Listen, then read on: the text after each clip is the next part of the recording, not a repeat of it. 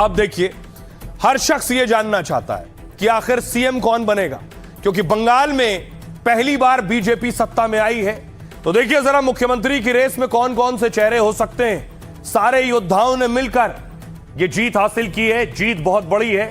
तो पहला नाम सीएम की रेस में जो है वो है शुभेंदु अधिकारी का। कभी ममता के करीबी रहे शुभेंदु, बंगाल सीएम की रेस में है। ममता को लगातार दूसरे चुनाव में शुभेंदु ने करारी मात दी। बीजेपी को 3 सीटों से बहुमत तक पहुंचाने में शुभेंदु का बहुत बड़ा हाथ है। 2021 के विधानसभा चुनाव में नंदीग्राम में ममता को हराया और 26 में सुरक्षित सीट भवानीपुर से हराया। शुभेंदु अधिकारी बंगाल में भारतीय जनता पार्टी के फायर ब्रांड नेता हैं और सीएम की रेस में शुभेंदु अधिकारी का नाम सबसे आगे। दूसरा नाम देखिए समीक भट्टाचार्य का। पश्चिम बंगाल में बीजेपी के वरिष्ठ नेता और राज्यसभा सदस्य हैं। वो अभी बंगाल बीजेपी के प्रदेश अध्यक्ष हैं। बीजेपी की संगठनात्मक मजबूती में उनका बड़ा रोल है। वो बीजेपी से तब जुड़े जब बंगाल में पार्टी का सीमित राजनीतिक वजूद था। आरएसएस के कार्यकर्ता रहे और संगठन के अनुभवी नेता माने जाते हैं। अगला नाम देखिए जरा, अग्निमित्रा पॉल को आपने देखा होगा, कैंपेन के दौरान इनकी गाड़ी भी तोड़ी गई थी। ममता के सामने बीजेपी किसी महिला चेहरा को मौका दे सकती है, तो अग्निमित्रा पॉल का नाम इस रेस में पहले नंबर पर होगा। महिला चेहरा होने के साथ ही बंगाल में बीजेपी की जानी मानी नेत्री है। आसनसोल दक्षिण सीट से विधायक हैं और इस बार बड़े अंतर से चुनाव जीता है। वहीं पश्चिम बंगाल में बीजेपी महिला मोर्चा की अध्यक्ष भी रह चुकी हैं। एक और नाम है सुकांता मजूमदार का। बंगाल के बालूर घाट से सांसद और केंद्र सरकार में शिक्षा राज्य मंत्री हैं। सुकांता पश्चिम बंगाल में बीजेपी के अध्यक्ष रह चुके हैं। बीजेपी के प्रमुख चेहरा होने में के साथ केंद्रीय नेतृत्व के करीबी हैं। एक और नाम है दिलीप घोष का। दिलीप घोष बंगाल में बीजेपी के सबसे दिग्गज नेताओं में से एक हैं। पश्चिम बंगाल में बीजेपी के अध्यक्ष रह चुके हैं। 2016 में उन्होंने विधानसभा और 2019 में लोकसभा चुनाव जीता। आरएसएस प्रचारक के रूप में उन्होंने अपनी राजनीतिक यात्रा शुरू की। वैसे पीएम मोदी सीएम चेहरे को लेकर कई बार चौंका चुके हैं, तो इन नामों के अलावा कोई और भी सीएम की कुर्सी पर बैठ सकता है, कोई नहीं जानता। लेकिन हम ग्राउंड पर गए, यानी बंगाल में गए, बंगाल के लोगों से पूछा, क्योंकि बंगाल के लोगों ने ही जिताया है। तो बंगाल के लोग किसे मुख्यमंत्री चाहते हैं, सुनिए। मुझे लगता है कि अभी शुभेंदु अधिकारी सब कुछ चेंज कर पाएगा। जो हो रहा है अभी वेस्ट बंगाल में सब कुछ चेंज हो जाएगा। शंकर घोष को देखना यूं चाहते हैं कि शंकर घोष आदमी एकदम बहुत ही अच्छा है। उनके लिए कुछ बोलने का कुछ नहीं है हमारे। आसनसोल नॉर्थ में हम कृष्णेंदु मुखर्जी को देखना चाह रहा था और आसनसोल साउथ में अग्निमित्रा पाल को देखने चाह रहा था मुख्यमंत्री पद में। पहले महिला मुख्यमंत्री था, अभी महिला मुख्यमंत्री का मुंह देखना चाहिए। हिंदू को सपोर्ट करता है एक्चुअली, और जो पिछला सरकार है वो एक्चुअली मुस्लिम का सपोर्टर था ऑब्वियसली, इसीलिए शुभेंदु अधिकारी होना चाहिए। मिस्टर शुभेंदु अधिकारी सर को, क्योंकि वो बहुत जनता के लिए बहुत सोचता है, बहुत अच्छा काम करता है। शुभेंदु अधिकारी बहुत फर्स्ट क्लास है। हिंदी बांग्ला सब कुछ भाषा में बोलते हैं, बहुत संघर्ष किए हैं। उसका नाम है सुकांत मजूमदार।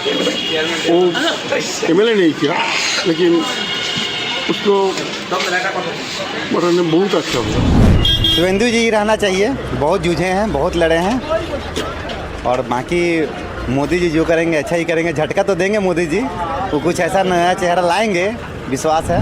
जनता चाहती है जो बीजेपी का सरकार बना उसमें शुभेंदु अधिकारी का मेन लड़ाई लड़ा है, उसी को होना चाहिए। जन्म लिया अग्निमित्रा पाल है, शुभेंदु अधिकारी है, डॉक्टर विजन मुखर्जी जमुरिया से हैं, शिक्षित आदमी भी है। आपने सुना, ज्यादातर लोग शुभेंदु का नाम ले रहे हैं। तो क्या शुभेंदु सीएम होंगे? शुभेंदु इस रेस में सबसे ज्यादा मजबूत क्यों है? तस्वीर देखिए, शुभेंदु भवानीपुर पहुंचे। ये वो तस्वीर है जिस वक्त पहुंचे तो उनका कमल के फूल की माला से स्वागत किया गया।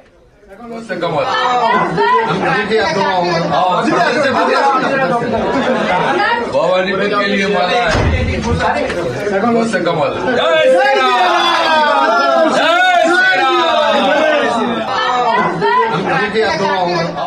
तो क्या शुभेंदु अधिकारी ही मुख्यमंत्री होंगे और शुभेंदु को ही मुख्यमंत्री बनाना फायदेमंद होगा? ऐसा क्यों, मैं आपको बताऊं।